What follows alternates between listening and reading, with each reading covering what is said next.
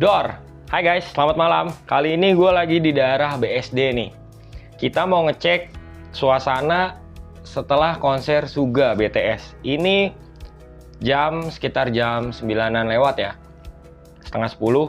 Ini pas banget abis selesai konser. Jadi lagi pada bubaran nih. Ini nggak terlalu jauh ya dari lokasinya di Ice BSD.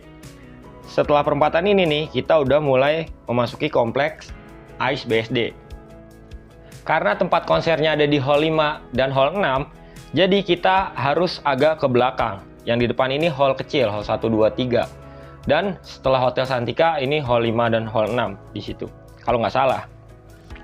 Suasananya macet parah di sini. Ini kalian bisa lihat sendiri, mobil udah pada penuh ya. Nanti untuk suasana gimana orangnya setelah bubaran, kita sambil ngecek. Jadi nanti rute gue mau muterin Ice ini, habis itu puter balik lagi buat ngelihat yang di sebelah kanan juga.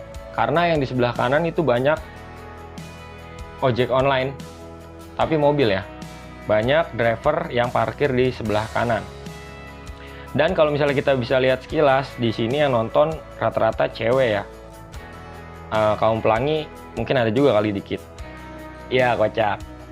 Tapi rata-rata cewek, dan bahkan kalau misalnya kalian lihat ini banyak juga yang dari negara-negara lain, kayak misalnya dari Eropa. Gue lihat ada beberapa bule, tapi nggak mesti dari Eropa sih, bisa juga dari Amerika ya kan. Dan kalau misalnya di sebelah kiri, ini banyak driver ojek motor yang bikin macet. Nanti kalau misalnya kalian lihat di depan juga banyak polisi yang ngatur. Karena kalau misalnya kita baca di berita, itu sekitar 1.000 personil yang diturunin buat mengamankan konser Suga ini. Dan bagi kalian para ARMY yang nggak kebagian tiket, gua mendapatkan bisikan, bukan bisikan goib tapi, gua mendapatkan bisikan kalau misalnya masih banyak yang jual tiket, tapi by calo. Kayak misalnya di berita aja itu tiket VIP yang harusnya 3,5 juta, tapi di luar pajak ya 15%. Terus itu dijual di harga 5 jutaan. Jadi kalau misalnya kalian masih mau nonton di besok atau di lusa, itu kalian bisa datang siang atau sore gitu di area BSD sini. Nanti banyak yang jual. Dia itu biasanya ngejualnya ada tulisannya gitu, menjual tiket nonton BTS gitu. Dan kalau misalnya udah hari kedua, hari ketiga dia belum laku, logikanya itu akan dijual lebih murah. Bahkan bisa di bawah harga resmi daripada dia rugi ya kan. Mungkin. Jadi kalau misalnya emang kalian para ARMY nih yang belum kebagian tiket atau kehabisan gitu dan mau nonton, kalian bisa cek aja siang atau sore di sini. Gua nggak saranin sih, tapi kalau misalnya kepepet kan daripada kalian uring-uringan gitu kan, nggak nonton idola kalian bisa kesini di siang dan sore hari untuk mendapatkan tiket dari calo. Di depan gua ada abang-abang ojek online yang mencari sesuap nasi ya sampai jam segini. Dan di tengah kemacetan ini kita harus doain supaya dia diberi kekuatan ya sama rezeki yang banyak. Amin. Dan di sini juga gua simak ada beberapa ojek online motor yang menawarkan ojek biasa gitu. Daripada ribet kan nyari atau gimana, udah langsung jalan aja gitu. Jadi mungkin non aplikasi. Nggak tahu juga ya gue, tapi ini cuma beberapa ya tadi. Ntar gue diiniin lagi sama perusahaannya. Tuh lihat rame banget kan. Ini kayaknya gue lihat ya, gue prediksi ada puluhan ribu kayaknya nih. Soalnya ini baru yang di sebelah kiri ya, belum yang di sebelah kanan. Dan gue akan coba kasih juga ke kalian suasana dan suara asli dari lokasi ini ya.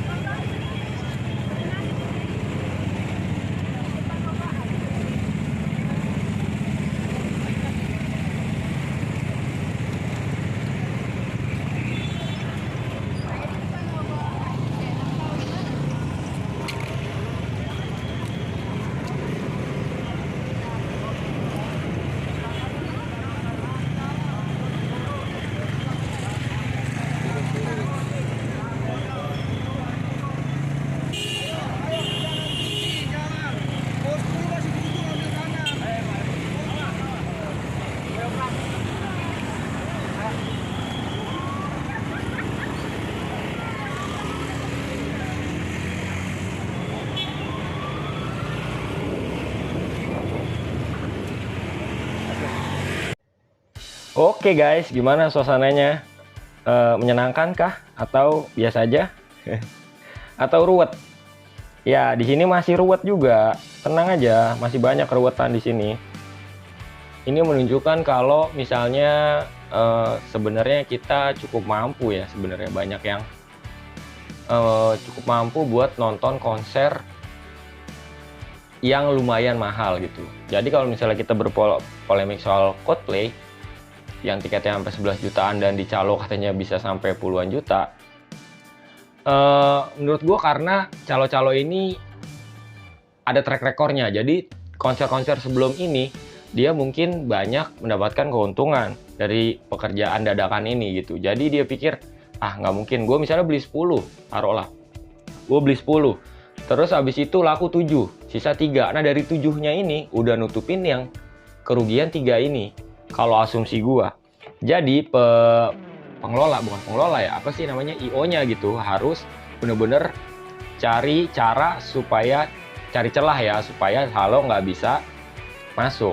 Walaupun calo juga pasti punya ide-ide yang lain, ide-ide cemerlang ya. Kayak misalnya satu KTP cuma bisa pesen 1. Nah dia akan ngupahin teman-temannya, circle-nya dia, asik. Teman-temannya dia buat beli gitu. Dan dari situ akan dijual lagi. Gitu sih. Jadi menurut gua kalau misalnya kalian mau nonton lebih baik dipersiapkan dulu jauh hari, jadi belinya di bener-bener resmi gitu, di tempat yang resmi, bukan di calo kalau bisa gitu.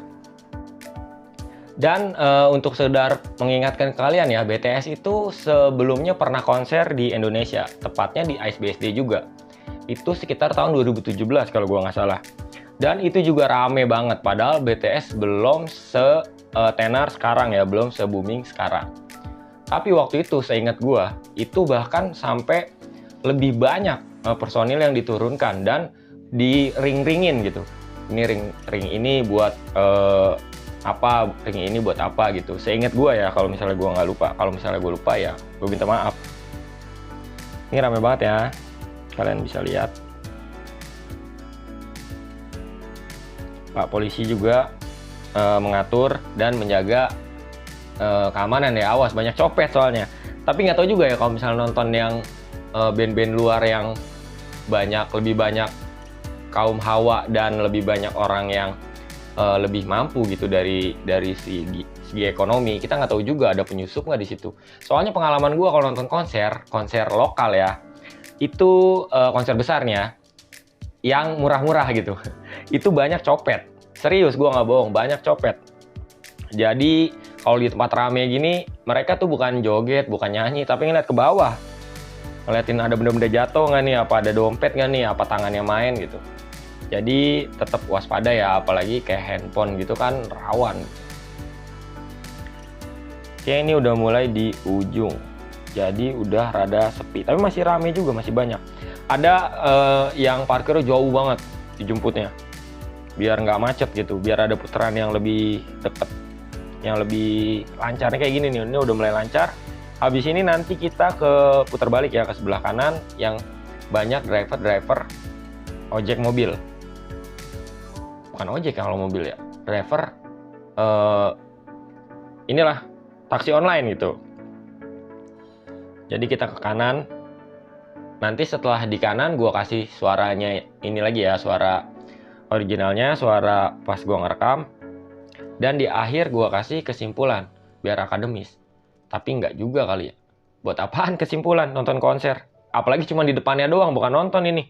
Ini suasananya doang. Jadi nanti di akhir gue kasih beberapa kata-kata kali ya biar afdol. Jadi ini udah mau di ujung jalan sebelum kita putar balik, tapi gue mau minggir dulu, mau ngecek jam.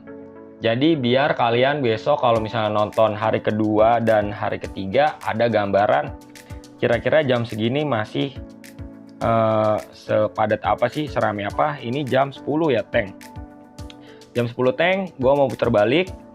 Nanti kalian bisa atur waktu ya kalau misalnya yang mau nonton di hari kedua dan ketiga. Trik di hari pertama nih, misalnya kalian parkir di dalam penuh banget kan. Nah kalian bisa cari parkir di Aeon misalnya, Karena jam segini kan masih bisa, kalau misalnya pulang jam 10-an atau jam setengah 11 masih bisa kan, di mall.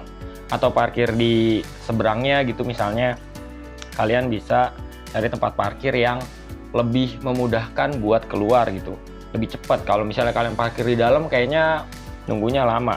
Atau kalian bisa minta jemput di tempat yang tadi ya, yang agak jauh dari, nggak agak jauh sih, deket putaran ini, kalian bisa minta jemput di situ supaya putar baliknya gampang, dan itu tadi bisa lurus, bisa nembus kemana-mana, mau ke tol atau mau ke tol BSD atau mau ke tol Jakarta Merak bisa. Jadi nanti setelah ini gue kasih suara originalnya ya, dan di akhir gue kasih, bukan kesimpulan, gue kasih kata-kata perpisahan aja. Hehe. Oke, udah ya, kalian nikmatin perjalanannya. See you.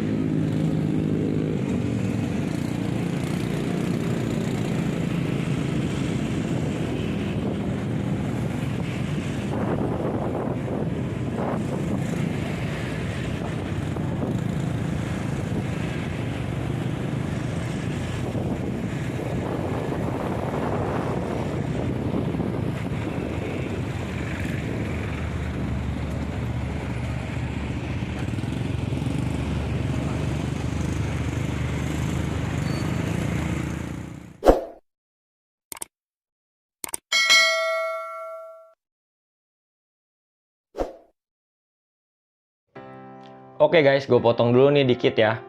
Soalnya tadi gue lihat ada tukang tahu bulat bahkan di sini.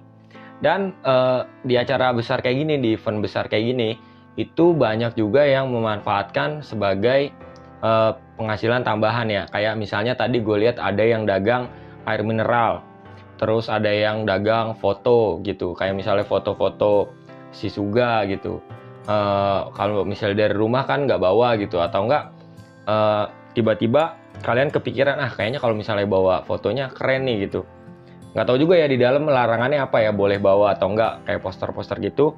Gue nggak ngerti, tapi yang jelas ada peluang kalau misalnya kalian mau menambah cuan secara instan gitu kan. Kalau di event kayak gini kan banyak banget gitu orangnya.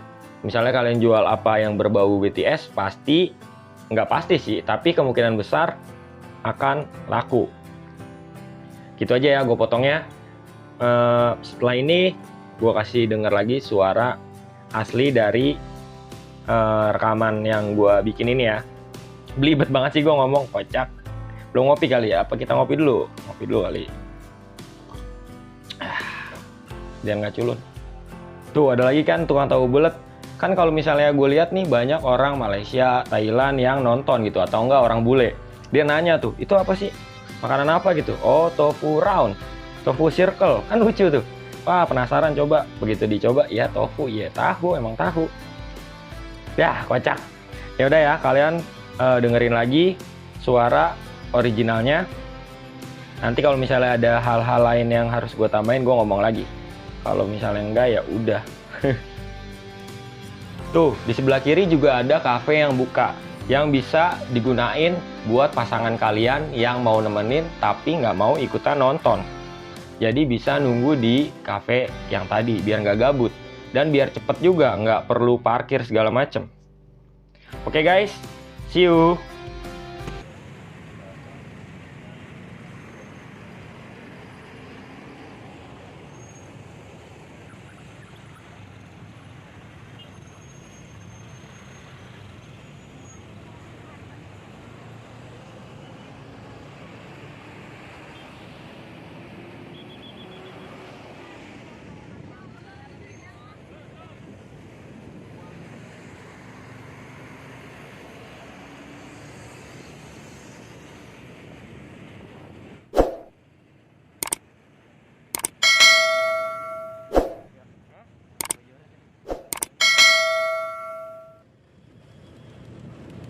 gue udah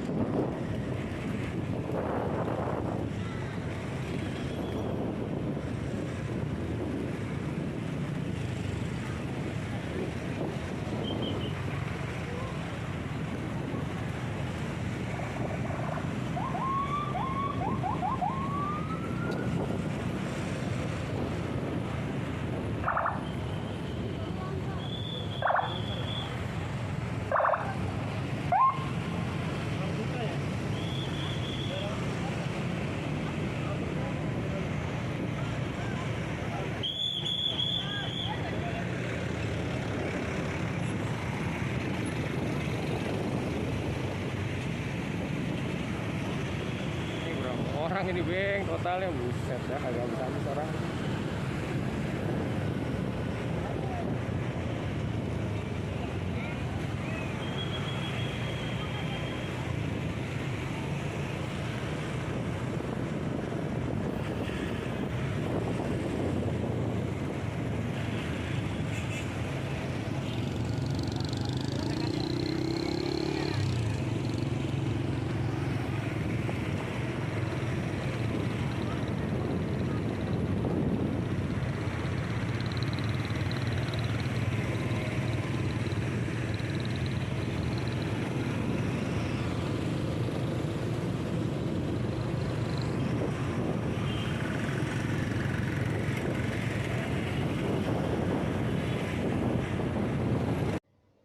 Oke guys, kita udah mau sampai di akhir video.